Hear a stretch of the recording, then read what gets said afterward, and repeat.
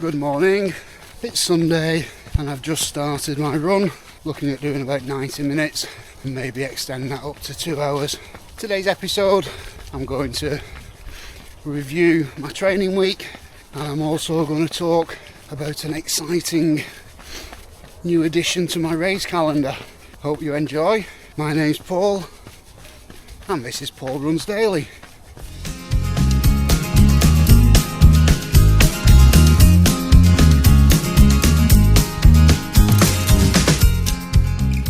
Over the last few weeks I've been building up my run volume and I've also added a couple of extra runs into the schedule. So I've run twice a day all week and this is my 13th run. I'm not sure if I'm going to run again today. I do have the option of a bike ride later on this afternoon with a friend, but I may go out and just do a nice easy run instead. So total volume for the week will be just over 100k and I'm going to increase that over the next 3 or 4 weeks to a peak of around 160k.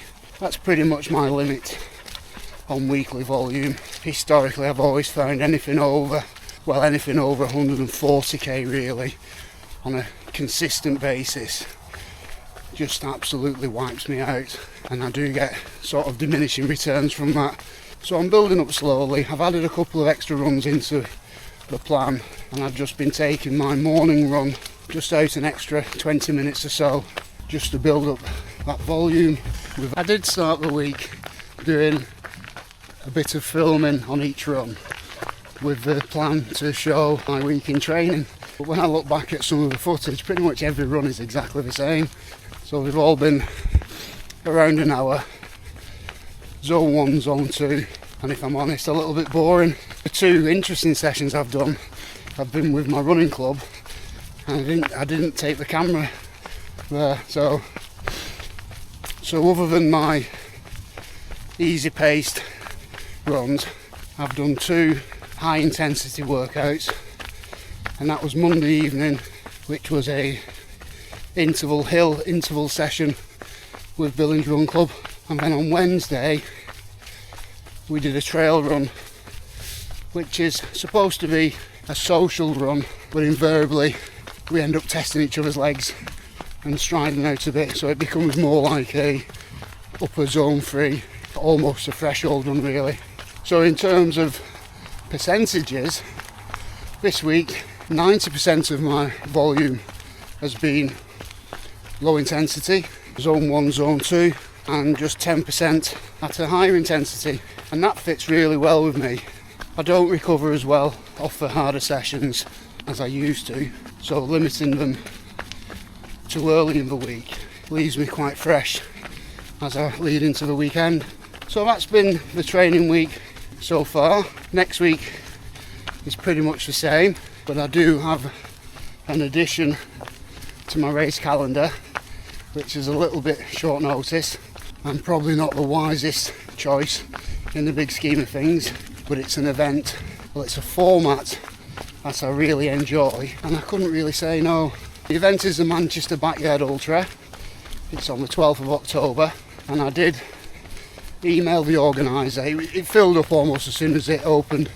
It's their first event, so they're capping the numbers at 75 and it sold out pretty much straight away. So I dropped an email to the organiser just seeing if there was a waiting list or if I could be considered if anyone should drop out, and I didn't get a response, so I kind of forgot about it up until the other day when the organiser emailed me asking if I would like to take the warm-up and offering a free of charge place as payment. So I jumped in, responded immediately, and now it's kind of put me in a little bit of a dilemma. It's only 2 weeks away, but I am coming from a reasonable level of base fitness and I'm looking at it as a little bit of fun. I did my first backyard ultra in January of this year down in Wales. It was a Limitless Trails backyard ultra on a reasonably tough course in the middle of winter, and I capped myself at 12 hours or 12 laps for that event because I had to drive home afterwards, didn't have any support with me, and I really enjoyed it. The format, it's just perfect for me, I love it. And I've entered the Suffolk Backyard Ultra, which is going to be one of my main races for next summer. So this is going to be a bit of a test race. I've no idea how I'll go. I'd like to beat my previous best of 12 laps, so that would give me 50 miles, but I really don't know, and we'll see. And I think the mental side of things, because I haven't had a long time to prepare mentally for this event, I'm not sure how I'll respond when it does start to get a little bit tough, especially overnight. So that will be interesting. I'm going to take my camera and do as much filming as I can, and whatever the outcome, I'll hang around and watch the leaders and see how they get on in the later stages of the race. I also think my current training strategy of double day sessions up to an hour will actually sit quite well with the Backyard Ultra format, and I am planning on dropping in a couple of mini race simulations as we run up to the event. I did a couple last year. I've got a reasonably flat 6.7k loop from my house, and I do that 4 or 5 times in the Backyard Ultra format. So I think even if I'd have had months to prepare for this particular event, I probably wouldn't really be changing much other than stressing about it like I usually do leading up to events. So all good. Any of you guys who have done a Backyard Ultra, I'd be interested to hear what your strategies were.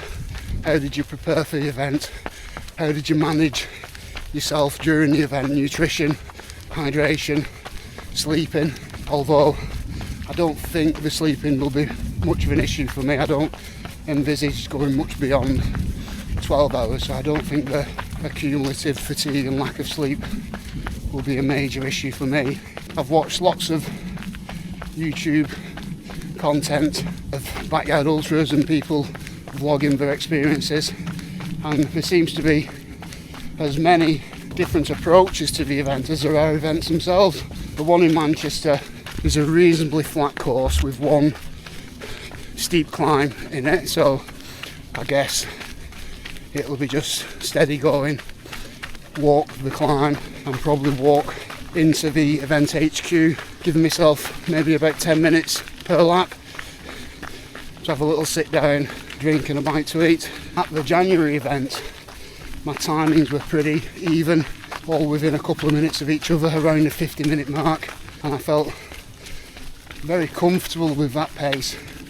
I didn't walk much, but my heart rate was very low at all times, so maybe that'll be something I'll change for the next one, is just put a little bit more strategic walking early doors to try and minimise the impact. What I noticed in Wales was obviously there's quite a lot of people starting the first lap, and the pace was very high, and I found myself towards the back and started to get stressed about, was I running fast enough, was I going to be able to complete the loop within the hour. And then I think the first lap was about 45 minutes, and we were all sat around just sort of milling around waiting for the next lap to start. And the guys who actually went beyond the 12 hours, and the winner, she was around 55 to 58 minutes per lap in the early stages, so she really did dial it back. And looking at her lap times later on, she didn't really change much, so she had a clear strategy which she stuck to, and it paid dividends. I did have a slight hinge of jealousy because 17 hours won it, and I pulled out and I was driving home when the race organiser sent out the winner's notification, and I thought I could have probably squeezed an extra few laps in, but then it was through the night, so you've no idea how you're going to respond later on. And had we have got to 17 hours, then there might have been a few more people in, it might have pushed to 20 hours, 24 hours, and I definitely didn't have 24 hours in me, no way. And also I was training for for other events later on in that cycle. So, you know, I think it was a wise decision to cap myself at 12, and I was quite happy with it. Just a little tinge, maybe jealousy. And I think next time at the same event, probably a lot of people will be going in there thinking 17 hours is a bit of a benchmark, and it'll end up getting pushed out to way beyond 24 hours. That's just the nature of the type of event it is. The format, the way everyone congregates after each lap, was fantastic. I'm quite an introverted person normally, and I don't really talk to people around me, but in that situation you were kind of forced to sit next to people and you had to talk, and you know, we had some really nice chats, and I ran with lots of different runners, so you can kind of choose a different running partner on each lap and you're always back to the start. So if you don't really have anything to talk about on that lap, you can just pick another runner and have a run with someone else. So yeah, it was a really good event, and I think it's a format that will grow and grow and grow. It's already a huge event. There's world championships taking place. The world record's over 100 laps, which is just phenomenal. I just cannot imagine that. I'd love to be maybe working at an event where someone's challenging for world records or going well over the 80 lap mark, because it's just, I just can't comprehend over 400 miles of pretty much continuous running. It's just phenomenal, and the limits of the endurance is just incredible. I don't think a point to point would have the same level of interest as the lapped format of a backyard ultra. So yeah, that's where we are. I'm going to have a little bit of a jog now. We're about 30 minutes into today's run. Missus enjoying the relaxed pace, so we'll keep it like that. See you all in a bit. I've just finished 6.7 Ks, which is the distance of the lap for the backyard ultra, 50 minutes, and in that time I've walked some quite significant distances. So pace wise, fine, probably even slow down a little bit more.